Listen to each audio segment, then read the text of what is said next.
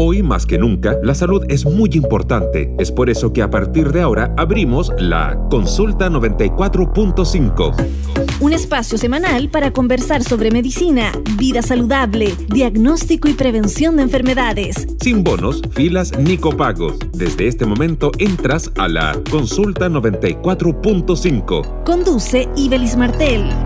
Un programa de Santiago TV y USACH 94.5. La radio de un mundo que cambia y se sana. Hola, ¿qué tal? Bienvenidos, bienvenidas a este espacio que abrimos en la 94.5 y en Santiago Televisión para hablar de salud, de medicina, de prevención de enfermedades, de bienestar, también de distintos aspectos de la pandemia. Y hoy día en particular vamos a estar conversando sobre los cuidados a la piel a medida que envejecemos, a qué poner atención, qué pasa con la aparición de manchas, con las arrugas, con los lunares, cuáles son también los efectos del estrés en nuestra piel. Influyen, por ejemplo, en la aparición de acné, de dermatitis, la rosácea. De ello vamos a estar conversando en el programa de hoy. En la segunda parte de Consulta 94.5 vamos a estar hablando sobre qué dice la ciencia y las investigaciones médicas sobre los beneficios de la meditación. ¿Qué pasa en nuestro cerebro cuando meditamos? ¿Cómo meditar?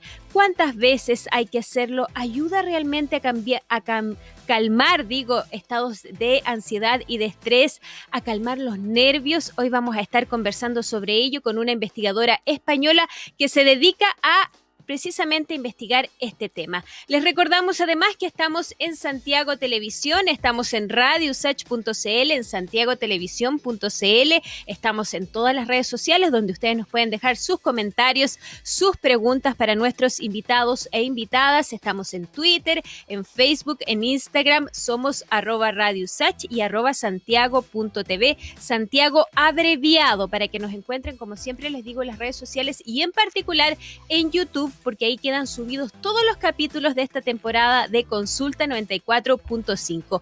Además, tenemos un WhatsApp al que ustedes nos pueden enviar sus saludos, sus mensajes, sus preguntas. Ese WhatsApp de Radio USACH es el +569 8881 5017, +569 8881 5017. Y recuerden además que también estamos en Spotify. Todos los programas, si ustedes nos quieren escuchar y compartir el contenido que hacemos en Consulta 94.5, también lo encuentran en Spotify simplemente con el nombre de este espacio, Consulta 94.5. Y habiendo dado entonces todas las coordenadas para que se sumen a esta Consulta 94.5, nos separamos nada más que 2 minutos y ya abrimos este espacio para la salud y la medicina.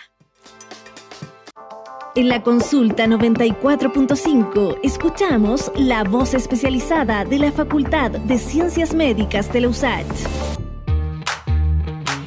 Y seguimos haciendo Consulta 94.5 porque a medida que avanzamos en edad, nuestra piel también va cambiando. Aparecen las arrugas, las manchas y la piel tiende a resecarse. También puede volverse más delgada, perder grasa, con lo que disminuye también su suavidad y su firmeza. El estrés también puede jugar un rol importante en los cambios que vemos en nuestra piel a medida de que vamos avanzando en edad, creciendo, envejeciendo. Sobre todo ello, sobre cómo nuestra piel va cambiando a medida que vamos avanzando en edad, queremos conversar con el doctor Francisco Chávez Rojas, dermatólogo, profesor asociado en la unidad de posgrado de la Facultad de Ciencias de la USACH. ¿Cómo está, doctor? Bienvenido a Consulta 94.5.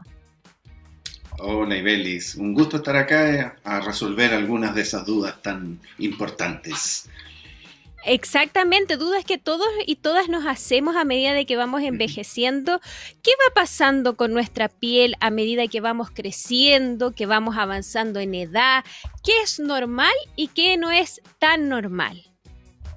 Correcto. Sí, mira, lo primero es tener claro que lo que se envejece son las 3 capas de la piel, la epidermis, la dermis y el tejido. Cada una sufre sus propios cambios y efectivamente hay un envejecimiento que se considera fisiológico y otro que es anormal. ¿De qué depende? Se supone que el 20% del envejecimiento cutáneo que uno ve en una persona, supongamos de 70 años, es por la edad. Y el 80% tiene que ver con daño solar, nutrición, tabaquismo, contaminación ambiental, sedentarismo, o sea, el 80% del envejecimiento cutáneo es asociado, ¿no es cierto?, a factores fuera de la edad, digamos. O sea, no, para que vean ustedes que uno puede llegar a tener una piel bastante buena a los 70 años si se cuida de esos factores. Es decir, doctor, las arrugas, por ejemplo, que tanto nos preocupan a medida que vamos envejeciendo, ¿se pueden evitar? Es decir, de acuerdo a nuestros hábitos de vida, por lo que usted nos está indicando, ¿podemos tener más o menos arrugas? No es como darlo por hecho, ¿no? Vamos envejeciendo y nos van apareciendo arrugas. Correcto, de hecho, hay ciertas arrugas que tienen que ver, por supuesto, con la movilidad, ¿no es cierto?, que uno hace en la expresión facial. Ahí, bueno, no hay mucho más que hacer, pero esas son pocas y se notan más cuando uno gesticula, pero la arruga esa profunda, el surco, esa que molesta, normalmente es más bien asociado al daño cutáneo, principalmente por el sol, pero por estas otras cosas que yo les mencionaba. Así que son prevenibles, absolutamente. Entonces, doctor, ¿cómo las prevenimos? Mira, en realidad suena un poco cliché, pero la cosa es la misma y no es solo para la piel, es para la vida misma, digamos. ¿Ah? Uno tiene que comer sano. Comer sano también es una palabra muy, muy generalizada. Uno tiene que evitar los azúcares refinados, la basura esta que viene elaborada. Por otro lado, el sedentarismo, la actividad física no solo ayuda al corazón, ayuda a la piel, ayuda a los riñones, ayuda a los pulmones, ayuda al hígado, ayuda a todo. Y por otro lado, la protección solar, ¿no es cierto?, que tanto hablamos los dermatólogos, pero es que es cierto, el sol daña la piel, lamentablemente. Perfecto. ¿Y las manchas, doctor? ¿Cuáles son los factores de riesgo? ¿Cuáles son las causas que provocan que aparezcan manchas en la piel a medida de que también vamos avanzando en la edad? ¿Con qué tienen que ver aquello? Claro, mira, yo diría que hay dos tipos de manchas. Hay unas que son bien específicas de la mujer, sobre todo en edad fértil, que aparecen más durante el embarazo o por el uso de anticonceptivos orales. Esas manchas se llaman melasmas y ahí en realidad, pucha, es una predisposición personal de la mujer a pigmentarse, igual con la radiación solar, así que también hay que usar protector solar, pero es una predisposición que lamentablemente la tiene, digamos, y es un tipo de pigmentación que, bueno, la mayoría debe conocerla, ¿no es cierto? Son estas que aparecen sobre la zona de los labios, en los pómulos, en las mejillas. Ese es un tipo de pigmentación que es un poco mala suerte, entre comillas, pero la que es clásica, de la que se queja mucha gente es: doctor, tengo manchitas en mis manos, tengo manchas acá en la cara que son de la vejez, y esas manchas son 99% producidas por el daño solar. Así que volvemos a lo mismo. Yo puedo llegar sin manchas a mi vejez si es que me he cuidado del sol como corresponde y como hoy en día se sabe. Si yo entiendo que los abuelos de ahora no se protegieron porque ni siquiera habían protectores solares hace 50 años atrás o 60 años atrás, pero hoy día todos sabemos cómo cuidarnos, así que es una cosa que ya está súper informada, súper difundida. ¿Mm? Ya, y cuando usted nos hablaba de aquellas manchas que aparecen en ciertas áreas de la cara, por ejemplo, también de las manos, con aquellas manchas que no hay nada que hacer porque es lo que nos tocó. Entonces, efectivamente no hay nada que hacer para poder tratarlas, hay que aprender o hacerse amiga de aquello. O Mira, amigos también. afortunadamente, o amigos, claro, afortunadamente, si bien es cierto, te tocó porque tienes la predisposición, sí hay tratamientos. Existen lo que se llaman los tratamientos despigmentantes, que son normalmente cremas que se aplican como indicación normalmente dermatológica, que traen distintos componentes que efectivamente en la mayoría, si no es que en todos los pacientes y las pacientes, los despigmenta de esta mancha, digamos, desagradable, junto o combinado con el uso de protector solar. También hay algunos láseres, como probablemente muchas personas han escuchado, que ayudan también a la despigmentación. Así que tratamiento hay, no hay que preocuparse por eso. Así que opción hay de mejorarlas o de disminuirlas por último. Perfecto, entonces hay que consultar al dermatólogo para ver qué opciones tenemos cuando ese es el caso, cuando tenemos estas manchas que no son producto del sol, sino que producto de nuestra propia condición. Ahora, doctor, ¿qué consecuencias tiene el estrés en nuestra piel? Porque hay quienes ven cambios en su piel a propósito del estrés. ¿Cuáles son esos cambios que uno puede decir, esto es porque estoy más alterado, estoy más estresado, estoy más sometido, sometida a presiones? ¿Cuál es el impacto del estrés en nuestra piel? Correcto, yo diría que el estrés principalmente en la piel produce cambios de tipo, nosotros decimos inmunológico, es decir, cuando hay estrés se producen ciertos desbalances en el sistema inmunitario a nivel global, por supuesto, corporal completo, pero también a nivel cutáneo. El cambio inmunológico produce, por ejemplo, inflamaciones que generan caída de pelo. El cambio inmunológico del estrés produce, por ejemplo, la aparición de lesiones inflamatorias en la cara tipo acné.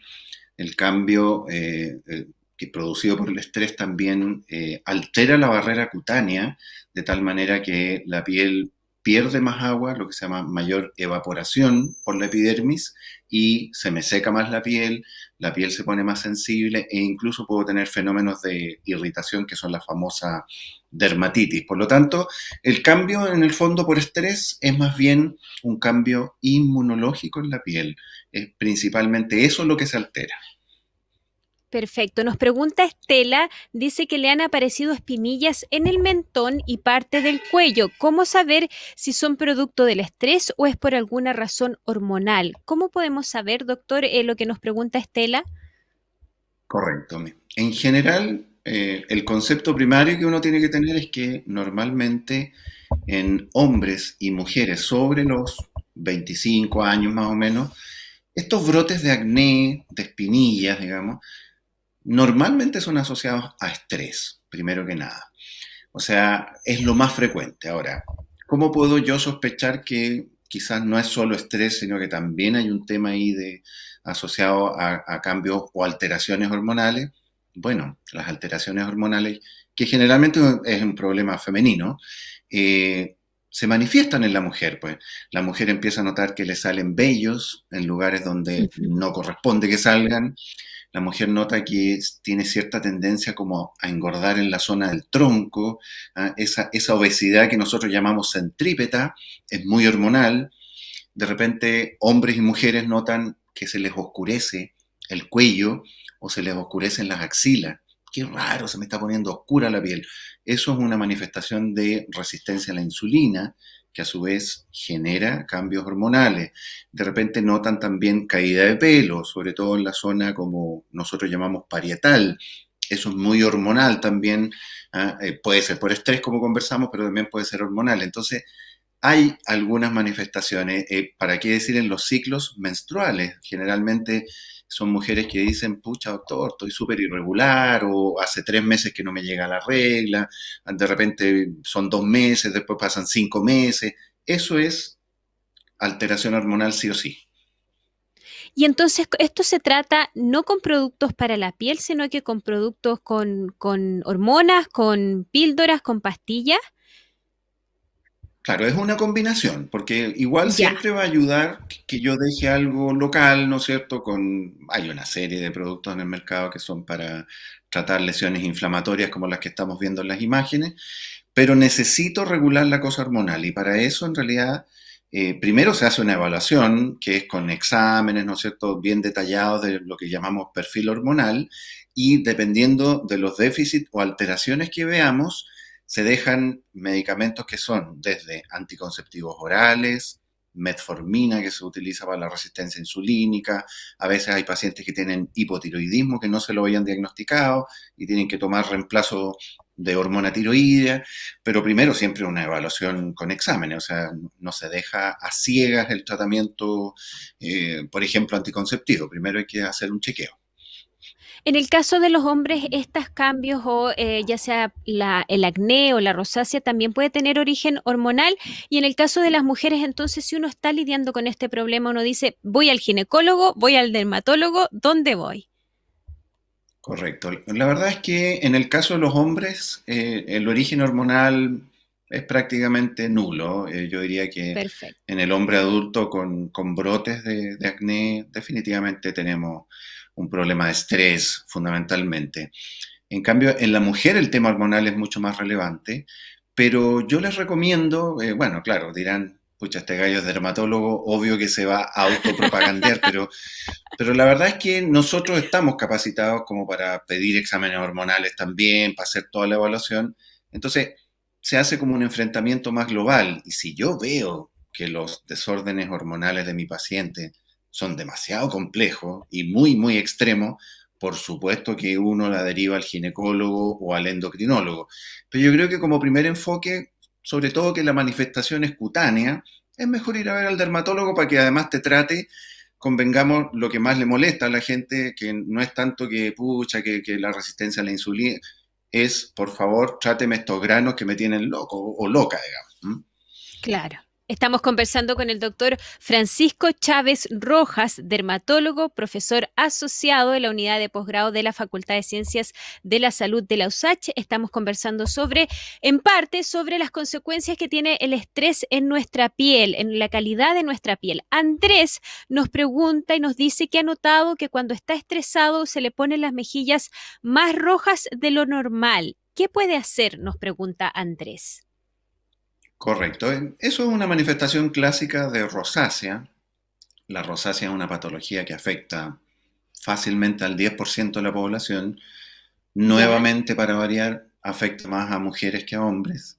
Y se caracteriza por estos episodios, ¿no es cierto?, primero de enrojecimiento frente a varios estímulos. El estrés es uno, pero también puede ser después de algunos alimentos o tomar a veces una copa de vino, sobre todo vino tinto, ejercicio, etcétera. Bueno, ¿qué es lo que hay que hacer? Claro, uno la rosácea, como dermatólogo, la parte manejando inicialmente, dando las recomendaciones de evitar ciertos desencadenantes, usar fotoprotector, y hay también en el mercado varios productos que se pueden indicar que combaten justamente el enrojecimiento.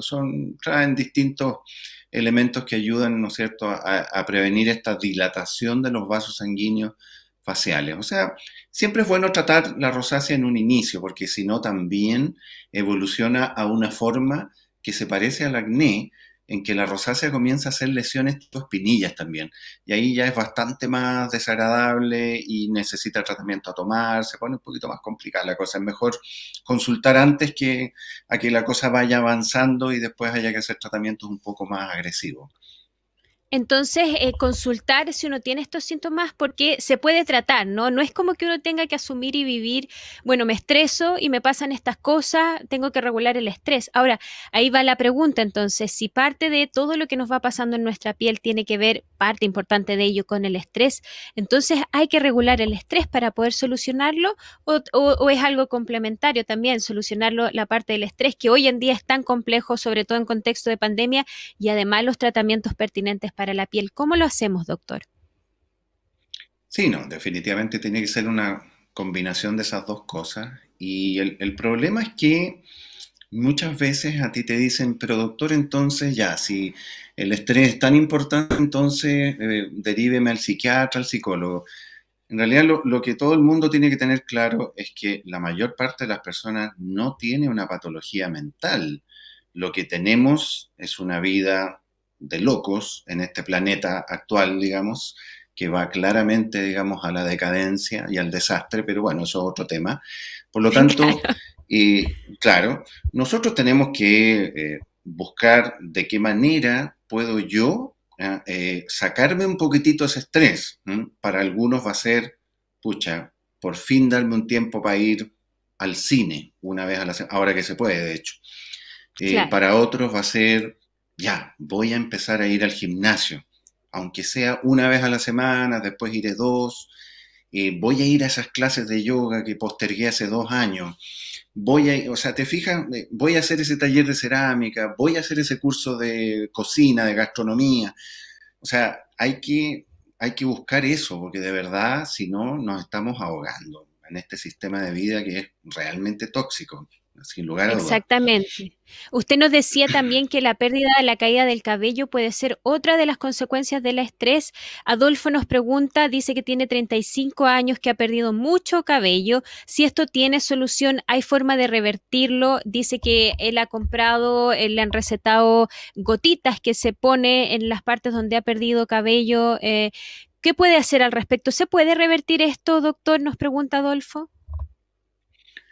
Mira, de nuevo hacer una diferencia, yo diría que la mujer tiene ciclos de caída de pelo mucho más asociados a estrés. En cambio, el hombre en general, su caída de pelo, sobre todo si es progresiva, ya tiene que ver con la alopecia androgenética, que es la alopecia masculina, ¿no es cierto?, la calvicie, que es un tema que tiene que ver con genética más que nada. Entonces, probablemente el caso de él sea una alopecia androgenética. La alopecia androgenética también tiene tratamiento, pero evidentemente es un tratamiento que retarda el proceso, lo enlentece, pero finalmente la caída de pelo va a ocurrir igual. Si no, no habría gente calva en este mundo, digamos. O sea, claramente Claro. la panacea no está. Pero al menos sí hay tratamientos como para que... Hay mucha gente que dice, mire, doc, si yo hasta los 40 no quiero tener mi pelo, después ya me da lo mismo, total, ya está todo listo, pero por lo menos manténgame pelo hasta los 40. Bueno, eso efectivamente sí se puede hacer. Hay tratamientos locales con gotitas, pero esas gotitas traen medicamentos, y también hay Claro. tratamientos a tomar.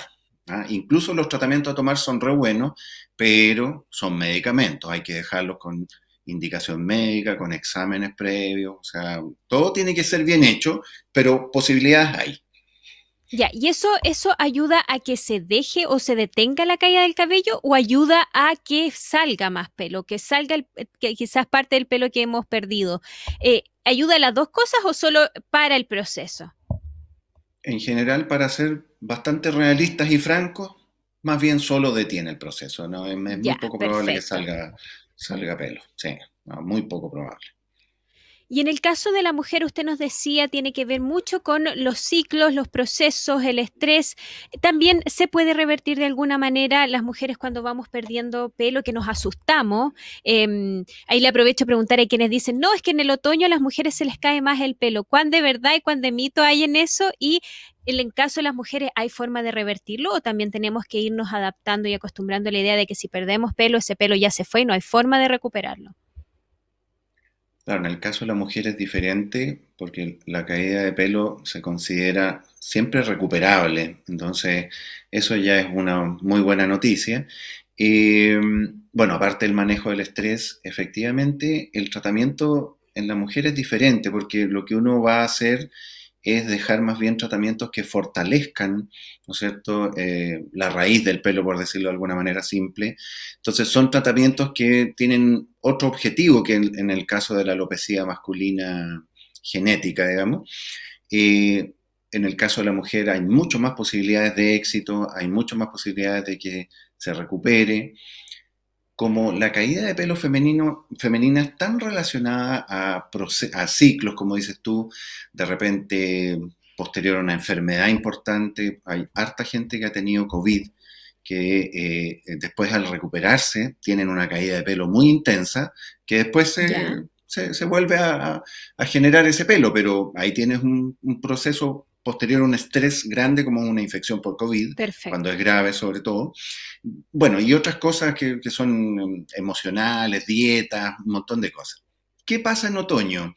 En otoño ocurren dos fenómenos. Normalmente uno viene del verano, que se supone que para la mayoría es al menos un periodo un poco más aliviado en la pega, Sí.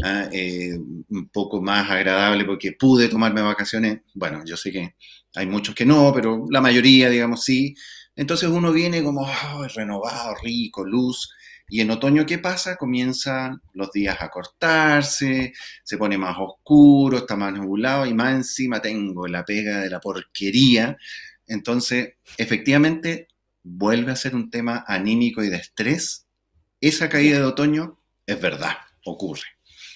Perfecto, y no tiene que ver con que sea simplemente otoño, sino que también nuevamente con los ciclos de estrés con los que vamos enfrentando el año. Doctor, se nos acabó el tiempo, quiero agradecerlo y desde ya dejarlo invitado para una próxima oportunidad para seguir hablando de tantos temas relacionados con la piel, con el cabello, con todo lo que tiene que ver con la salud y también bienestar de lo que nos protege, ¿no?, del resto del mundo, que es nuestra piel. Hemos conversado con el doctor Francisco Chávez Rojas, dermatólogo, profesor asociado en la unidad de posgrado de la Facultad de Ciencias de la USACH. Muchísimas gracias por habernos acompañado y que tenga un bonito día. Chao, chao. Un gusto. Muchas gracias a ustedes por invitarme. Chao, chao. Gracias. Chao, chao. Y nosotros y nosotras hacemos una pausa en la conversación y volvemos inmediatamente con más Consulta 94.5. A partir de ahora te recetamos la cápsula informativa. Información relevante para la Consulta 94.5. Y seguimos haciendo Consulta 94.5. Recuerde que estamos en las redes sociales, en YouTube, en particular en nuestro canal @santiago.tv, Santiago abreviado STGO.tv. Pueden encontrar todos los capítulos de esta temporada de Consulta 94.5, revisarlos con los diferentes temas de salud y de medicina que hemos abordado durante, les decía yo, esta temporada. Además, estamos en Spotify. Si solamente nos quieren escuchar, estamos en las plataformas de podcast, donde ahí también nos encuentran con el nombre de este espacio, Consulta 94.5. Y seguimos hablando de salud, de medicina, porque la experiencia y la evidencia han mostrado que la música tiene múltiples beneficios para la salud emocional. Por ejemplo, mejora las habilidades sociales, la autoestima y también previene el aislamiento. Sin embargo, la música también puede ayudar a nuestra salud física y cognitiva. Es por eso que en el último tiempo ha sido considerada como elemento terapéutico en algunos recintos de salud. Ese es el caso del Hospital de La Serena, que ha buscado fórmulas para llevar los beneficios de la música a sus pacientes y también a sus funcionarios. ¿De qué se trata esto? Iván Rimaza nos cuenta los detalles. La evidencia muestra que la música ofrece beneficios para el organismo, no solo porque estimula la creatividad, sino que también porque ayuda a la movilidad de las articulaciones, favorece la relajación y disminuye los niveles de ansiedad.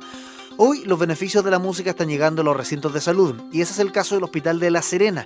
A través de un convenio con la Academia de Música de La Antena, el Centro de Diagnóstico Terapéutico del hospital trabaja para ofrecer música en vivo a los pacientes en salas de espera, además de talleres y conciertos para los funcionarios.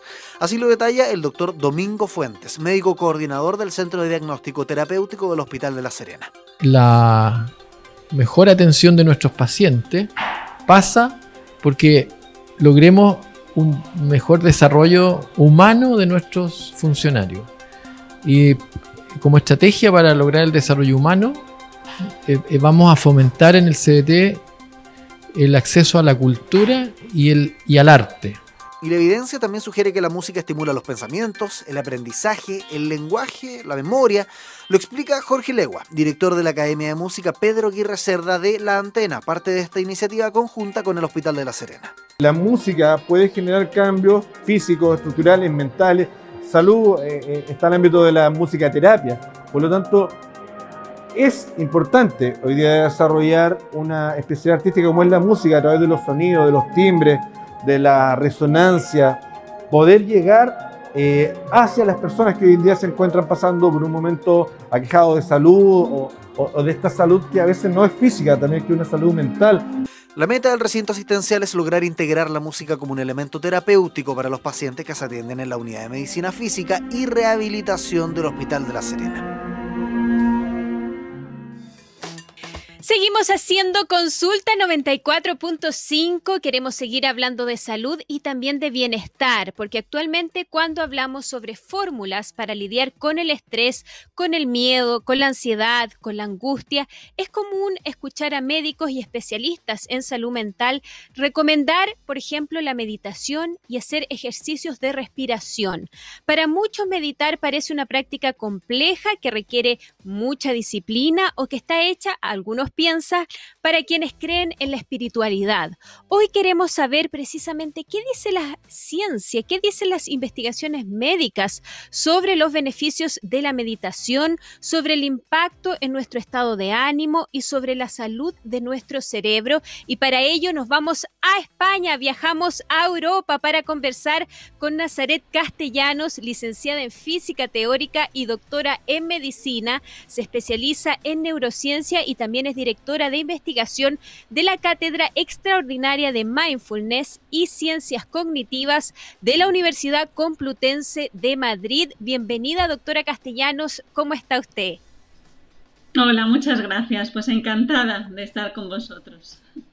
Muchas gracias, sí, porque es un tema yo creo que es muy importante abordar porque cada vez escuchamos más, no así, yo diría hace unos años atrás, que los médicos y especialistas en salud mental, les decía yo, recomiendan la meditación para lidiar con el estrés. ¿A qué llamamos meditar? Porque hay muchos mitos, hay muchas ideas preconcebidas sobre qué es meditar y qué no. ¿A qué llamamos meditar, doctora? Pues mira, yo creo que tienes razón, que hay que desdramatizar un poco ese concepto y también deslocalizarlo, ¿no? Porque siempre pues lo ubicamos con el Buda, lo ubicamos en Asia, nos hacemos la idea pues a lo mejor de un monje que vive en un sitio idílico, apartado de la sociedad, pero la meditación pues nos ha acompañado a lo largo de la historia de la humanidad. En todas las culturas hay diferentes técnicas de meditación, porque al fin y al cabo, a mí como me gusta definirla, es, pues como decía Pascal, que era uno de nuestros grandes físicos, ¿no? Que es el camino para volver a casa. Es decir, aprender a conocer, a observar la propia mente. Para mí, pues es un ejercicio donde pues, nos sentamos a ser científicos o investigadores, pero en este caso de nuestra propia mente. Es decir, sentarnos y ver, pues, dónde se va ahora mi mente. ¿Y ahora por qué se me ocurre esto? ¿Y ahora por qué me voy allá? Es decir, aprender a conocer un poco la naturaleza de nuestra mente y ejercitar la propiedad que tenemos, que es la voluntad. Es decir, pues bueno, yo me quiero sentar aquí, quiero aprender a controlar un poquito una mente que tiene una actividad espontánea, ¿no? Se dice en la neurociencia que nuestra mente, nuestro cerebro tiene una vida propia, ¿no? Porque muchas veces pues queremos hacer algo, ¿no? Pues me voy a poner a hacer esto y nuestra mente se va allí, pensamos en una cosa positiva, negativa, tal. Pues aprender a controlar, a decir, pues la traigo al presente, la llevo aquí, la llevo allá. Es decir, tomar un poquito más de control en esa actividad que es un poquito, a veces, demasiado ajetreada. Sin duda, y más adelante vamos a estar conversando y preguntándoles sobre recomendaciones sobre hacerlo, ¿no? Que finalmente nos sentamos y aplicamos esta voluntad que usted nos decía para, de alguna manera, disciplinar quizá nuestra mente. Pero antes de ir para allá, doctora, ¿qué dice la ciencia, qué dicen las investigaciones médicas sobre los beneficios de la meditación para nuestra salud y me imagino que en particular para nuestro cerebro?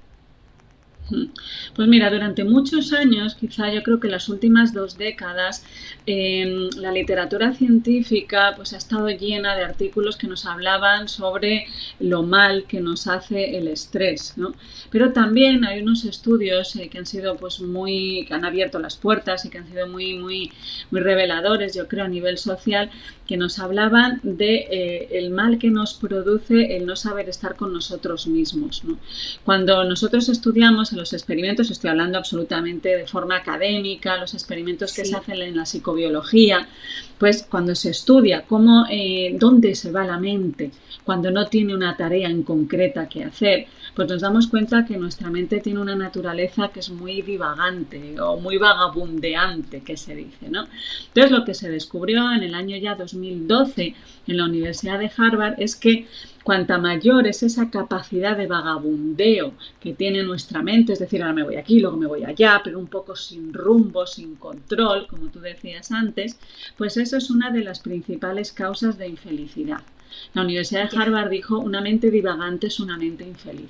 Y todo eso eran estudios, como tú dices, o sea, exentos de la espiritualidad, de cualquier contexto cultural. Esto nos pasa en todas las civilizaciones, que no siempre decimos, no, es que aquí y en otros países no, pues esto pasa en el mundo entero. Parece que la naturaleza de la mente humana sea, pues es un poquito ajetreada. Santa Teresa de Jesús, ¿no?, que es una de las místicas, ¿no?, del cristianismo, decía que era una loca de la casa, no, la loca de la casa. Y los tibetanos decían que nuestra mente era como una jaula de monos. Pues eso es lo que la literatura científica ha visto, que esa naturaleza pues luego nos hace daño. Entonces, cuando ya se cataloga esto científicamente, se observa con los métodos científicos, la siguiente pregunta inmediata era, ¿vale? ¿Y qué podemos hacer? Entonces, ahí es donde gran parte de los investigadores dijeron, bueno, pues vamos a recurrir a lo que se ha venido diciendo a lo largo de toda la historia de la humanidad, la meditación. Es decir, la forma de observarse a sí mismo, la capacidad de controlar voluntariamente una mente que involuntariamente tiende a ser errante.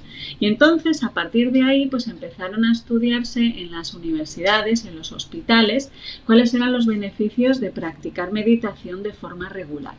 Yo lo hago desde el punto de vista del cerebro, pero hay muchos estudios pues, que nos hablan de los beneficios de la meditación a nivel cardiovascular, a nivel del sistema inmune, a nivel endocrino. O sea que son muchos y muy generales. Ahora hablaremos, imagino, de los del cerebro, pero a nivel global, de nuestra salud global, son muchos los beneficios. Y entonces, precisamente, doctora, ¿qué pasa en nuestro cerebro cuando meditamos? Porque me imagino que nuestro cerebro está en cierto estado o realizando ciertas conexiones cuando estamos en estrés, cuando estamos con esta mente divagante. Pero ¿qué pasa entonces cuando meditamos a nivel, digamos, de neurona, de cómo se comunican las neuronas? ¿Qué pasa? ¿Qué nos dice la ciencia sobre eso? Pues mira, lo que se ha visto es que en nuestro cerebro tiende a un estado que se llama la red neuronal por defecto. Por eso se llama así, porque es a donde va por defecto.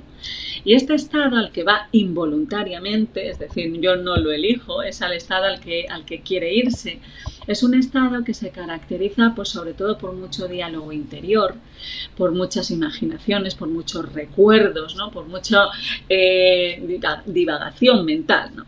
Pero cuanto más tiempo pasemos en ese estado, mayor es la sensación de insatisfacción vital que tenemos. Y cuanto más tiempo estemos en ese estado, pues correlaciona con diferentes alteraciones mentales. Entonces, lo que se ha visto en la neurociencia es que si meditamos de forma regular a lo largo de nuestra vida, la tendencia del cerebro a irse hacia ese estado disminuye. Entonces, acostumbra al cerebro a estar más en un estado que es pues, estar más en el presente, prestar más atención, tener mayor capacidad de concentración. Entonces, cuando hacemos eso, hay algunas partes del cerebro que crecen y otras partes que disminuyen. Una de las partes que más crece dentro de nuestro cerebro es la parte que tenemos justo debajo de la frente, que se llama la corteza prefrontal, porque está aquí, como por encima de las cejas, ¿no? Pues esa parte del cerebro empieza a crecer, y estoy hablando de un crecimiento anatómico. Nosotros metemos a las personas en la máquina y medimos a ver qué volumen ocupa esta parte del cerebro. Luego la persona empieza a meditar y vemos que esa parte del cerebro ha crecido. Y entonces dice, bueno, ¿y a mí qué más me da que eso crezca? Bueno, pues que esa parte del cerebro crezca tiene muchos beneficios a nivel cognitivo. Por ejemplo, tenemos mayor capacidad de memoria, mayor capacidad de regular nuestra conducta, que eso es algo muy importante, ¿no? Mayor capacidad de darnos cuenta en qué estado estoy. Pues si me pongo nerviosa ante una situación, tengo más capacidad de darme cuenta de que me he puesto nerviosa. Y entonces, solo cuando me doy cuenta del estado en el que estoy, yo puedo elegir si lo cambio o no, si puedo o no puedo. Pero si no me doy cuenta en el estado en el que estoy, pues simplemente es como una bola de nieve, ¿verdad?, que va creciendo.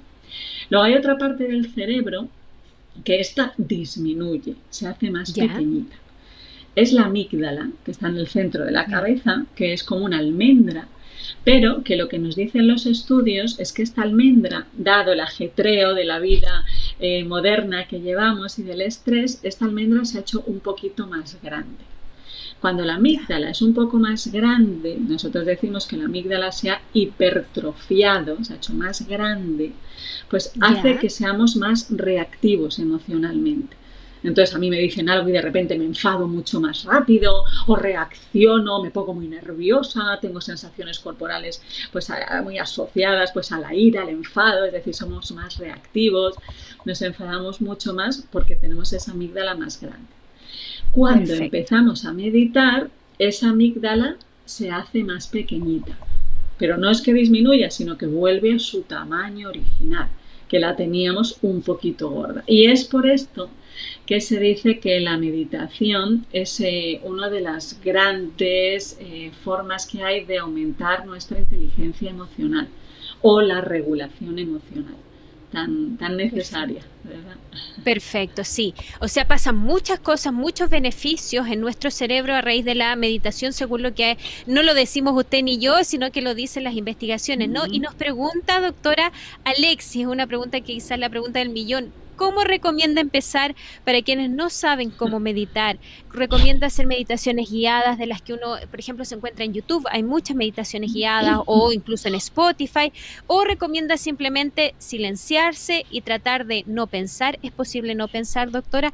¿Cómo lo hacemos? Pregunta Alexis. ¿Cómo empezamos a meditar? Bueno, pues lo primero es que yo diría que hay que quitarse esa idea de que meditar es dejar la mente en blanco, porque eso no, que yo sepa, no, la mayoría de nosotros no podemos. Es dirigir nuestra mente a algo. Mira, William James, que es uno de los padres de la psiquiatría moderna, catedrático de Harvard, definía la atención como la toma de posesión de la mente. Pues es eso, es decir, yo dirijo mi mente a donde yo quiera que vaya. Es intentar ejercitar el control voluntario sobre nuestra mente. Entonces, hay una buena noticia que dice la neurociencia, y es que cuando empezamos a meditar, los cambios que se producen en el cerebro se empiezan a observar a los 5 días de meditar. Pero a los 2 meses es cuando ya se han producido cambios importantes. Y estamos hablando de 2 meses en los que a lo mejor meditas al día una media hora. Es decir, no hace falta irse a vivir a un monasterio y meditar 8 horas al día, no hace falta, ¿vale? Estamos hablando, a mí lo que me gusta es investigar los beneficios que tiene la meditación en las personas que llevamos una vida normal y que muchas veces no podemos sacar un rato para meditar, que tenemos niños, jefes y tal, y muchas cosas. Es ahí donde yo creo que es más interesante. Entonces, cuando nos preguntamos, ¿no?, cómo empezar, a mí el enfoque que me resulta más interesante es un enfoque que es científico, que nos dice que mindfulness o la atención plena, mindfulness empieza en el cuerpo. ¿Por qué? Porque yo imagínate que yo te digo que tú te pongas a observar ahora tus pensamientos. ¿Dónde van tus pensamientos? ¿Dónde son tus emociones? ¿Cómo son tus sensaciones? Observar la mente es más difícil que observar las sensaciones del cuerpo. Entonces, si nosotros empezamos observando, a ver, ¿cómo soy? Vamos haciendo un recorrido por el cuerpo. A ver, ¿qué sensaciones tengo en mi pie derecho? Luego en el pie izquierdo. Luego voy subiendo por la pierna. Esto se llama un body scan o consciencia corporal y como tú dices, yo creo que al principio, ¿no?, cuando uno no sabe caminar se tiene que apoyar en algún bastón. Entonces las meditaciones guiadas nos ayudan mucho. Entonces empezar trabajando la conciencia del cuerpo prepara al cerebro para luego ya observar la mente, ¿no? Entonces, por ejemplo, hacer pues eso, o voy observando mi propio cuerpo hasta que llego y luego ya, por ejemplo, observo cómo respiro, pero como si fueses un investigador, como si fueses un médico, ¿no?, que tú misma te evalúes y dices, voy a ver cómo respiro, nunca me he parado a pensar cómo respiro. Obsérvalo, simplemente observa cómo respira y así se empieza, y así es más fácil. ¿Y cuántos, Luis nos pregunta si bastan 10 minutos diarios, si se puede empezar con eso o tiene que ser 20 minutos, media hora, como decía usted? Y si hay que tener algún tipo de respiración especial, si hay que respirar de alguna manera particular cuando uno está meditando. ¿Qué le podemos responder a Luis, doctora, respecto de cuántas veces o con qué frecuencia y con cuánta duración hay que meditar para ver los efectos de la meditación en nuestro bienestar? Y si hay que tener algún patrón de respiración particular, porque ahí ya también nos empezamos a asustar y uno dice, pero es que no sé respirar de esa manera. Entonces, ¿qué le podemos responder a Luis? Pues mira, Luis, una de las claves es estar sentado, meditando, o pues eso, observando tu respiración o tus pensamientos o tu cuerpo más de 15 minutos. ¿Por qué? Porque a los 15 minutos es cuando el cerebro ya se quiere ir. Entonces, si hemos hecho 10 minutos, pues el cerebro no se ha enterado de mucho. ¿Vale? Es como si, por ejemplo, hacemos un abdominal o 2. ¿Va? Pues todavía no se ha quejado mi cuerpo, pero no hace mucho. A partir de la 10 es cuando ya se queja. Entonces es ahí cuando empieza a trabajar. Entonces, a los 15 minutos hemos perdido aproximadamente el 80% de nuestra capacidad de estar ahí.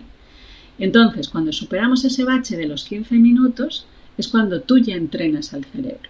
Si tú haces 10 minutos, el cerebro te dice, vale, pues 10 minutos a mí me dan igual. No, yo voy a estar ahí, tú tienes que estar aquí meditando conmigo 20 minutos porque sé que a los 15 ya te quieres levantar. Por eso se dice que lo mejor es meditar entre media hora y 45 minutos, porque cada 15 minutos el cerebro se va a querer ir. Entonces así le obligas a estar 2 veces allí, ¿no? Como yo digo, te comes ahí el marrón noradrenalérgico, que es la base, ¿no? Porque así es cuando le acostumbras a estar en un sitio en el que no quiere estar. Entonces se empieza por unos 15 o 20 minutos y luego si se puede ir subiendo, pues mejor. Otra de las formas que ha dicho... lo preguntabas, ¿no? Y que pregunta Luis también, nos dice, ¿no? ¿Cómo respirar? Pues esa es la pregunta del millón.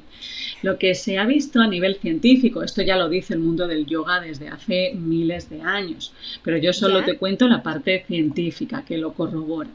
Lo que es importante es respirar por la nariz, más que por la boca. Cuando inspiramos por la nariz, estamos activando en el cerebro las partes que son fundamentales para la atención, ¿vale? Y la atención es lo que nosotros necesitamos controlar cuando meditamos, ¿vale? Perfecto. Si yo respiro por la boca, mi cerebro no se entera, ¿vale? No tengo capacidad. Entonces la nariz es como si fuera una llave para entrar al cerebro. No, yo siempre me imagino muy escatológica, ¿no? Que es como si metiéramos el dedo hasta dentro del cerebro y tocases papa aquí, allí y lo activas, pero por la boca no. Entonces la inhalación nasal activa las zonas del cerebro que me van a permitir prestar atención. La exhalación puede ser bucal. Perfecto. ¿Y retener la respiración? Eso ya son diferentes técnicas. Perfecto. Eso ya son diferentes técnicas y todavía no conozco estudios científicos que evalúen la importancia de retenerla o no. Ya, pero inhalar por lo pronto... por la nariz. Exacto, perfecto. Entonces, inhalar por la nariz y botar por la boca, y eso hacerlo de acuerdo a algún patrón o simplemente hacerlo. ¿Hay que seguir ahí alguna directriz? Pues mira, lo que se dice es que tenemos que intentar ralentizar la respiración. Lo que nos dicen los estudios sociales, ¿no? Es que respiramos muy rápido.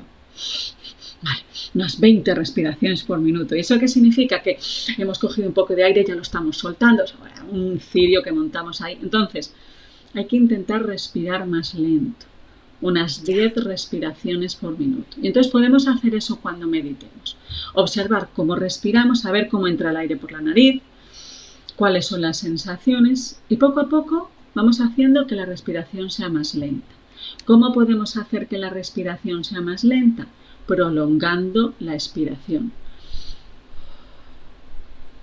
haciéndola más larga y luego vuelvo a coger aire también más lento. Y así puedo llegar, por ejemplo, a un rango de 6 respiraciones por minuto. Eso tiene muchos beneficios para la calma mental, por ejemplo, tiene muchos beneficios para la regulación del dolor, tiene muchos beneficios para el sistema cardiovascular y tiene muchos beneficios para el cerebro también. Perfecto. Respirar de vez en cuando tan lento. Perfecto.